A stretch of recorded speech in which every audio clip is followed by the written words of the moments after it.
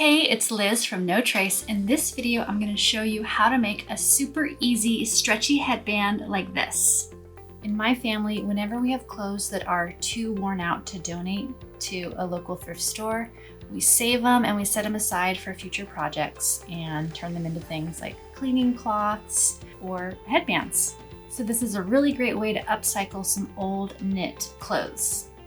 I'm going to put a link to another video that I made right here that's all about turning leggings with holes in the knees into shorts. And for this project, I actually used the bottom part of those leggings in order to make a headband.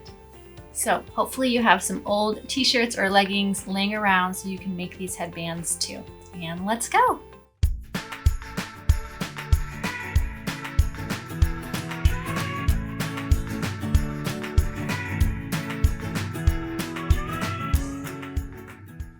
In order to make your easy stretchy headband, you're gonna need a knit fabric, so a fabric that has some stretch to it.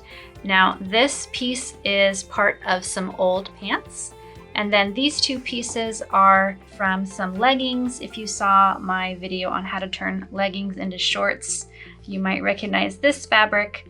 And you want a piece of fabric that is 18 inches long and at least 4 inches wide, but up to 8 inches wide. So I'm gonna go ahead and cut one of these legging legs to that size.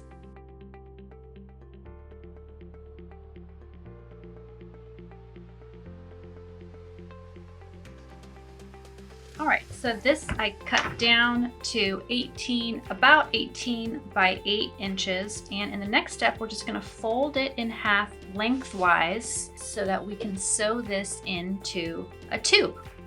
Okay, so I've got my zigzag stitch on my machine, and I am gonna sew with a 1/4 inch seam allowance, and I'm gonna stop when I'm about 4 inches from the edge so that I can leave an opening in this seam.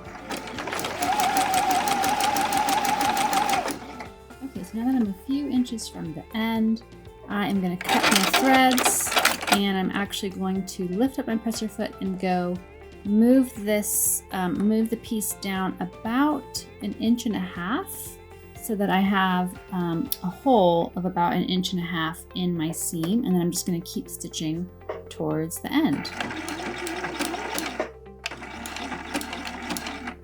Okay, so I left an opening here so that I can turn my headband right side out later, and the rest of this is stitched with about a 1/4 inch seam allowance. All right, now that I've sewn this rectangle up into a tube, I'm gonna grab a safety pin and I'm gonna pin it on the end of the tube that's away from the opening, the little hole that we left. So I'm gonna put the safety pin on the opposite end and pin it on. And then I'm gonna push it through to the other side of the tube. Okay, once my safety pin is through, I am gonna be lining up the seam from the one end of the tube with the other end of the tube, and then pulling up the rest of the bottom edge so that it is lined up with the top edge of the tube. So now we've kind of folded our little tube in half, and we have the openings lined up with one another, just like that. Okay, now over at the machine, I'm gonna take this safety pin off, and I'm gonna be, again, zigzag stitching the tube. I'm gonna be doing this tiny opening right here, and what I'm gonna do is put the presser foot into the tube, so lift it up, get it right in there. I'm going to do about a 1/4 inch seam allowance, and I'm just going to go all the way around this tube. All right, so this seam should look sort of like this. All right, so now that I've sewn the tube opening, sort of circle part of the tube, we are ready to turn it right side out through that little opening that we left in the seam when we first created the tube. So just find that opening and then just gently pull the material through the opening, and your headband is almost done. This is such a fast project. Oh my gosh, it's so cute. Okay, the last step is we are gonna stitch up that hole that we left in the seam right here. All right, so we want to isolate this little opening that we're going to be closing and only be stitching that spot, not sewing up the rest of the headband. Okay, so we want it laying nice and flat. And it's fine to use a straight stitch on this one small section, and that'll be less visible than a zigzag stitch because this is going to go on the outside. You could do a hidden stitch by hand to close this up, but I am not going to do that because this is going to be hidden. The seam will be hidden when I'm wearing the headband. So I'm going to put my machine on a straight stitch and I'm going to bump up the length to 3 millimeters. And I'm going to get this opening right under the presser foot and I'm just going to sew it up. So the seam will probably look something like that.